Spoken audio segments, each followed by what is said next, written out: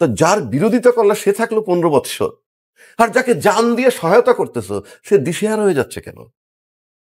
এত টালমাটাল সিচুয়েশন কি পড়তেছে? পরিষ্কার কোনো সহযোগিতা নাই। It is a text to the people. তাহলে আপনি বলেন, আমরা এই দেশে মার্শাল ল অনেক দেখছি, আমি তো দেখি নাই, মাটি থর থর করে কাঁপছে ইভেন 1/11-এ। এই যে দাবি দেওয়া 200 রকমের আন্দোলন হয়েছে এই পর্যন্ত 5ই আগস্টের পরে, এই প্রবলেম তো 5ই আগস্টে ক্রিয়েট হয় নাই, বিগত 16 বছরের। তো 16 বছরেরটা এখন বিস্ফোরণ ঘটলো কেন? মাঠে আর্মি আছে, ভীষণ কোঅপারেট করতেছে উইথ ম্যাজিস্ট্রেসি পাওয়ার। আমার বৈধ অস্ত্র জমা নিছে, অবৈধ অস্ত্র উদ্ধার হয় নাই। তো যার বিরোধিতা করলে সে থাকলো 15 বৎসর, আর যাকে জান দিয়ে সহায়তা করতেছো সে দিশেহারা হয়ে যাচ্ছে কেন? আমরা আসতে চাই একটু রাজনৈতিক বিশ্লেষক অ্যাডভোকেট আবু হানা রাজ্জাকি আপনার কাছে। একেবারে সাবলীল প্রশ্ন, আপনি রাজনৈতিক বিশ্লেষক, সাবলীল প্রশ্ন করতে চাই যে এই অন্তর্বর্তীকালীন সরকারের আমলে এই আন্দোলনগুলোর যৌক্তিকতা কতটুকু, এবং এই অন্তর্বর্তীকালীন সরকারের এই আন্দোলনগুলোকে আমলে নেওয়ার যৌক্তিকতা কতটুকু? প্রথম আসেন আপনি সকাল বিকাল বলছেন যে গভর্নমেন্টে আমরা কোঅপারেট করি। আপনার নেতারা বাসায় বসে বললেই তো হয়। তার কাছে তোমরা এই আন্দোলনগুলো কেন করছো? নির্বাচন দিয়ে চলে যাবে বাকিদের, আমরা দেখব। 2 নম্বর আসেন, এই যে দাবি দেওয়া 200 রকমের আন্দোলন হয়েছে এই পর্যন্ত 5ই আগস্টের পরে, এই প্রবলেম তো 5ই আগস্টে ক্রিয়েট হয় নাই, বিগত 16 বছরের। আমি তার পিছনে গেলাম না। তো 16 বছরেরটা এখন বিস্ফোরণ ঘটলো কেন?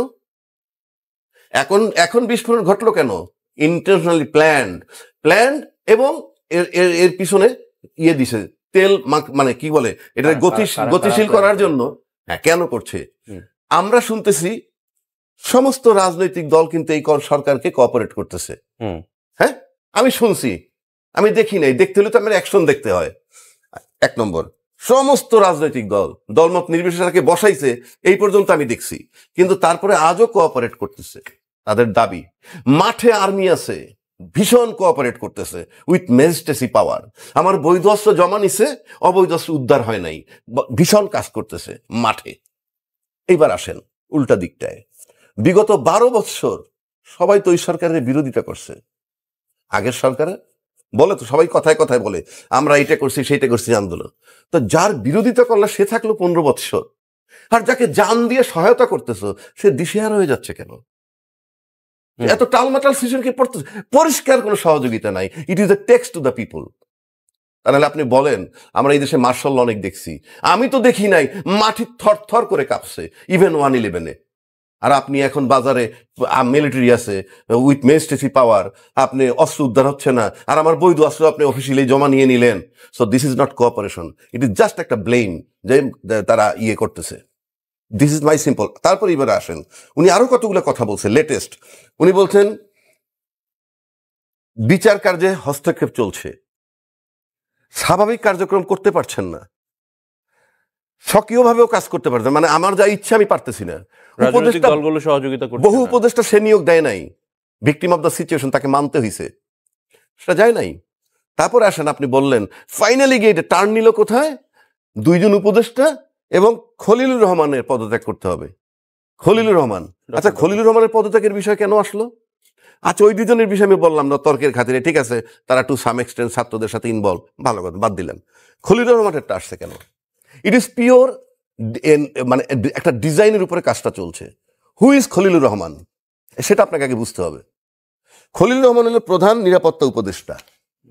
হ্যাঁ, অল গোয়েন্দা, বাংলাদেশের যত পদের গোয়েন্দা আছে সবাই আনসারেবল হয়েছে খলিলুর রহমান কাছে। এবং বস্তুত সে ইনডাইরেক্টলি প্রতিরক্ষা মন্ত্রণালয়ের দায়িত্বটা পালন করতেছে, ইনডাইরেক্টলি। আগে ছিল আমার গোয়েন্দারা সব বিচ্ছিন্ন। আপনি যদি গোয়েন্দা নিয়ে কথা বলতে হইতেন, আপনাকে কথা বলতে হইতো এনএসআই, ডিজিএফআই, তো সিআইডি, তো এসবি, তো র্যাবের গোয়েন্দা, সবার সাথে। আর আপনি এখন যদি কথা বলেন, আপনি খলিলুর রহমানের সাথে কথা বলে আপনি সব করেন, বিকজ সে বস। এখন আসেন প্রবলেমটা কোথায়? বাংলাদেশ নিয়ে বহু ধরনের কারসাজি অতীতে চলে আসছে। কোনো একটা ঘটনা ঘটলেই সেটা মিডিয়ায়, সোশ্যাল মিডিয়ায় এমনভাবে উপস্থাপন করা হয়েছে এটা আন্তর্জাতিক মহল পর্যন্ত রিচ করছে, যেখানে আমরা পিছিয়ে ছিলাম। But Khalilur Rahman is a person who has the ability to balance ইট। ওই লেভেলে যেখানে 5টা পৃথিবীতে পাওয়ার আছে, ভেটো পাওয়ারের, রাশিয়া, আমেরিকা, চীন, ফ্রান্স, ইংল্যান্ড, সেইখানে ব্যালেন্স করার ক্ষমতাই খলিলুর রহমান আছে। এটা যাদের জন্য গাত্রদাহ, তাদের ইন্ধনে একটা অযৌক্তিক দাবি নিয়ে গেছে। নাহলে সিটি কর্পোরেশনের ইস্যু, তাতে খলিলুর রহমানের বিদায় দিব কেন আমি? সে তো নির্বাচনও করবে না, কিছুই করবে না। আপনাকে বুঝতে হবে যে আমরা কোথায় আছি। এবং ইউনূস সাহেবকে I am telling you again, কোনো কোঅপারেশন করতেছে না। কারণ 12 বছর যাদের বিরুদ্ধে নন কোঅপারেট করছি তারা 15 বছর ক্ষমতায় ছিল, আর সবাই যাকে কোঅপারেট করতেছে সে কিছুই করতে পারতেছে না। কারা কোঅপারেট? রাজনৈতিক দলগুলো কোঅপারেট করছে না, নাকি সরকারি কর্মচারীরা করছে? রাজনৈতিক দল। এইবার আসেন, বেসিক্যালি বাংলাদেশে আন্দোলন কোনো রাজনৈতিক দল কিছুই করতে পারে নাই,